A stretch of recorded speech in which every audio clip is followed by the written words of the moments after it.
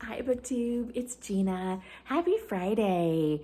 I had such a fun week this week. I only had to work 2 days, which is always delightful. And I did a camping trip, which I will tell you about as I am going through some mail. So I thought today for a Friday Reads, I would show you a couple things that I finished this week and show you a few things that I bought this week. The first things that I bought, I actually bought from thrift books, and I haven't opened these up yet, but I know what they are. I ordered these books for Shakespeare, which I'm very excited about. Shakespeare, if you're not familiar with it, is a reading event in September where we read Shakespeare. And this is particularly fun for me because I was an English major in college. I love to read. I love literature, but I never took a Shakespeare class. I never read Shakespeare in high school, which is shocking. It's really it's really the downfall of American education when you can get through a literature degree at a university without studying Shakespeare, but that's a whole other topic. So the first time I read Shakespeare was actually for Shakespeare back in 2021.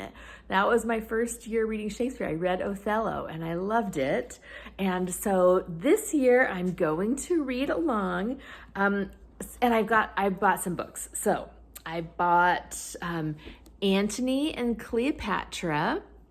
I like these No Fear editions for plays that I'm not that familiar with because they have the regular text and then they have a easy to read sort of translation that you can look at if you get stuck. So these are all books that are going to be for Shakespeare.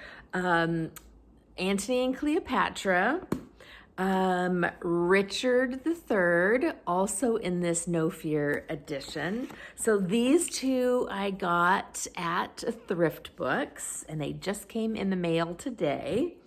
And then these two I bought at Half Price Books, and I got Romeo and Juliet in this beautiful little Folgers edition. I like the Folgers editions too because they have really good notes and some definitions and things like that to help you if you get stuck.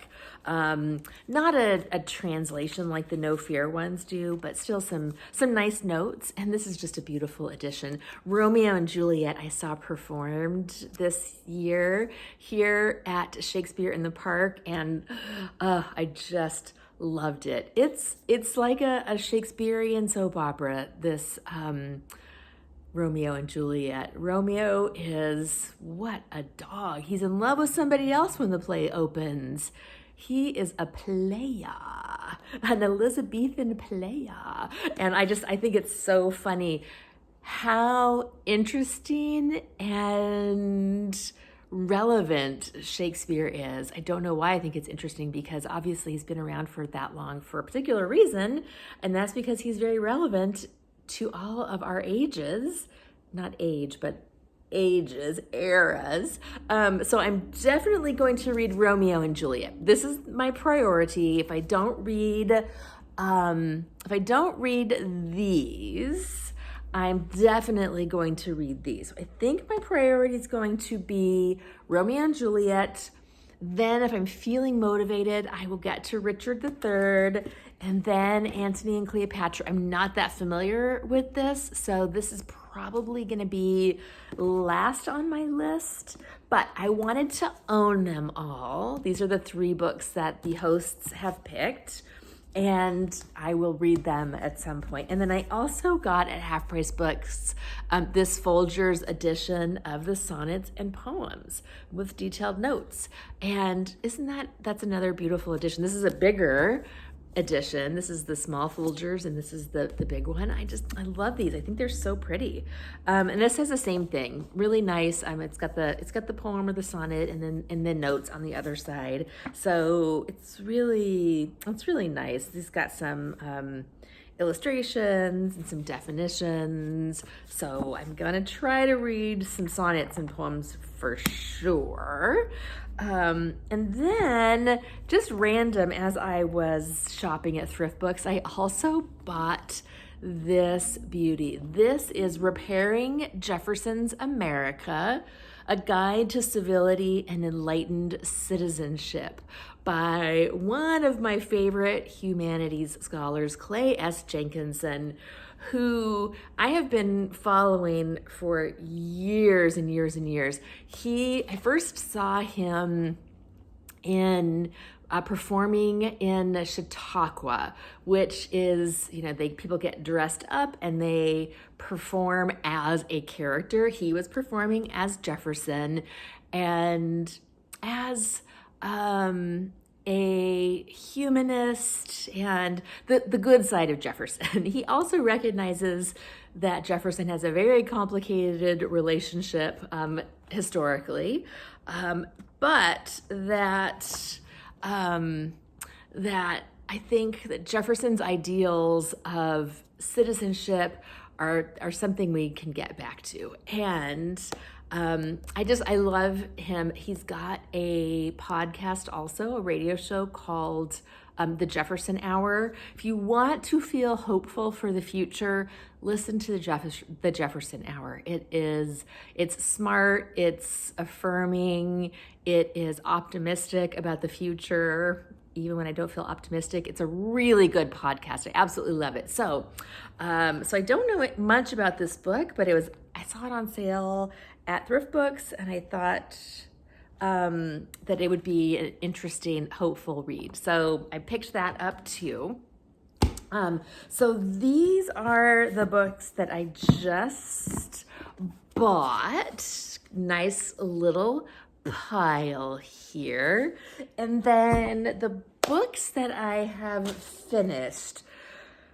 Okay, this is going to be an unpopular opinion, but I finished Lessons in Chemistry by Bonnie Garmus, and this was a thumbs down for me. I did not connect with any of the characters. I thought that they were unreal, artificial. They did not have any personality other than to be a message. I did actually like the dog. The dog was a good character. The relationships were not very realistic. It was written in this sort of chick lit style, but with these really horrible things happening. Suicide, rape, molestation by Catholic priests. It was very odd. This is a book with a message with a capital M, which I don't mind books that talk about issues or hard things, but this one was just like, bad message. So it wasn't for me. I did finish it, and there were some things about it that I tried to appreciate. The story was interesting, but yeah, it just wasn't for me. So sadly, this for me was a thumbs down, but I did have a big thumbs up this week. I just finished this today, Less Than Angels by Barbara Pym. Maybe I just need to stick with my old ladies. The new ladies of the 21st century, I don't know, maybe they're just not for me, but my old ladies, I love. Barbara Pym is one of my favorite authors. I have a bunch of her books. I haven't read I haven't read that many of them, but I really need to keep reading more of hers. This is such a pretty little paperback edition. I have a box set that has a couple others in it in this edition, and this is the story. It's really a character study, a slice of life story about a group of anthropologists, students, and their life. They're trying to find love and relationships, and I just loved it. I think anthropology is a really interesting backdrop for a very interesting story about humans, because you can kind of look in from an anthropological perspective, and I thought it was really, really interesting. This was less cozy than some of her other books that I've read, like Jane and Prudence, which was, set in an English village in a vicarage, which I always love. So I'd say this one was a little bit less cozy, but still wonderful, and I love this. So this is definite 5 stars for me. I actually did read it on my Kindle because I love my Kindle. I forgot to tell you about my camping trip. I was going to tell you about that while I was opening up my mail, and I got sidetracked. I went camping, which I have not done in years. As a matter of fact, I think it's been 25 years since I went camping. Greg and I did a camping trip when we first met back in 1997, and sadly, the truck with all the camping gear and the bikes on top were stolen out of the parking lot of my apartment building, and we never went camping again. Now, I don't think we planned it that way on purpose.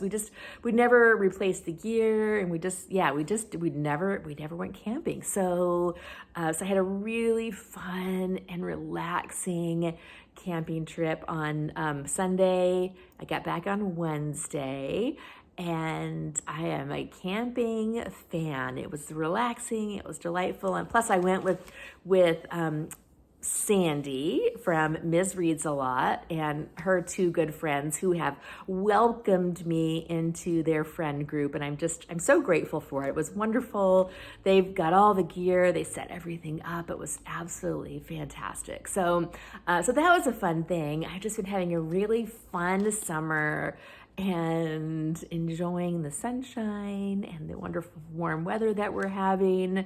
Yeah, so that was me this week. What have you been up to? Any fun plans for the weekend? I'm just taking it easy this weekend, doing laundry and stuff like that. No big plans this weekend. What are you reading?